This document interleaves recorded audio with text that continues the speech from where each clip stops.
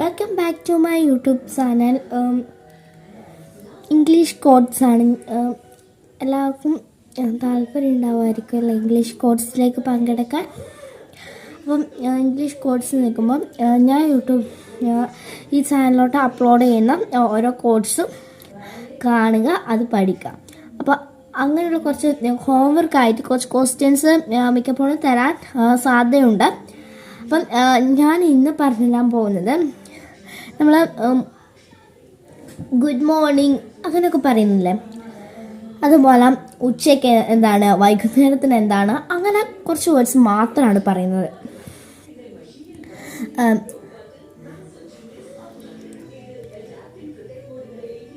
സംഭാഷണത്തിലെ അഭിവാദ വാക്യങ്ങളാണ് ചോദിച്ചിരിക്കുന്നത്.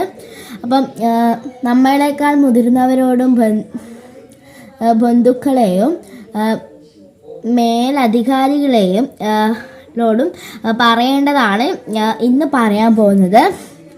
അപ്പം ചെറിയൊരു 12 മണി വരെ, നമ്മൾ രാവിലെ തൊട്ട് 12 മണി വരെ പറയേണ്ട കാര്യങ്ങളാണ് ഞാൻ പറയുന്നത്. മുത്തച്ഛ നമസ്കാരം, അതെങ്ങനെ ഇംഗ്ലീഷിലേക്ക് ഒന്ന് പ്രൊവൈഡ് ചെയ്തെടുക്കാം? ഗുഡ് മോർണിംഗ് മുത്തച്ഛ, അങ്ങനെയാണോ? അല്ല, ഗുഡ് മോർണിംഗ് ഗ്രാൻഡ് പാ. മുത്തച്ഛ എന്നുള്ളത് ഗ്രാൻഡ് പ ആക്കി മാറ്റി. അടുത്തത് അച്ഛ നമസ്കാരം. ഗുഡ് മോർണിംഗ് അച്ഛ എന്നാണോ പറയാ?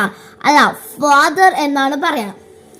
ഫാദർ അല്ലെങ്കിൽ ഡാഡ് എന്നും പറയാം. Good morning dad. മുത്തശ്ശി നമസ്കാരം.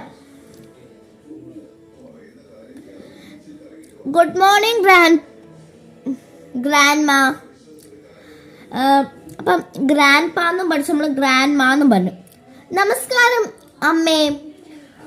നമ്മളെ അമ്മയോട് പറയുന്നതാണ് നമസ്കാരം എന്ന്. അമ്മേ നമസ്കാരം. അപ്പം ഗുഡ് മോർണിംഗ് മമ്മി. മമ്മി എന്ന് വെച്ചാൽ മമ്മി എന്നാണ് അവൾ. മോം എന്നും പറയാം, മമ്മി എന്നും പറയാം. വൈകുന്നേരം അല്ല, ഉച്ചയ്ക്ക് 12 മണി മുതൽ വൈകുന്നേരം 5 മണി വരെ പറയേണ്ടതാണ് ഞാൻ പറയാൻ പോകുന്നത്. മുത്തശ്ശി നമസ്കാരം. ഗുഡ് ആഫ്റ്റർനൂൺ ഗ്രാൻഡ് മാ. അതായത് ഗുഡ് ആഫ്റ്റർനൂൺ മമ്മി. അങ്ങനെ ഇംഗ്ലീഷിൽ ചെയ്ത പോലെ തന്നെ ചെയ്യാം. പിന്നെ അത് ഗുഡ് ഈവനിങ് ആവും, പിന്നെ ഗുഡ് നൈറ്റ് ആകും.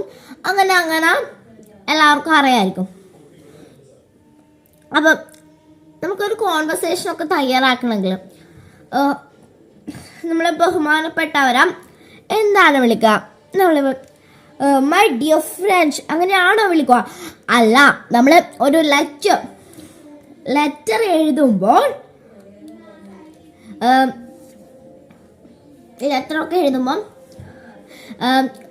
സാർ, ഗുഡ് മോർണിംഗ് സാർ എന്ന് പറഞ്ഞിട്ടാണ് എഴുതാം.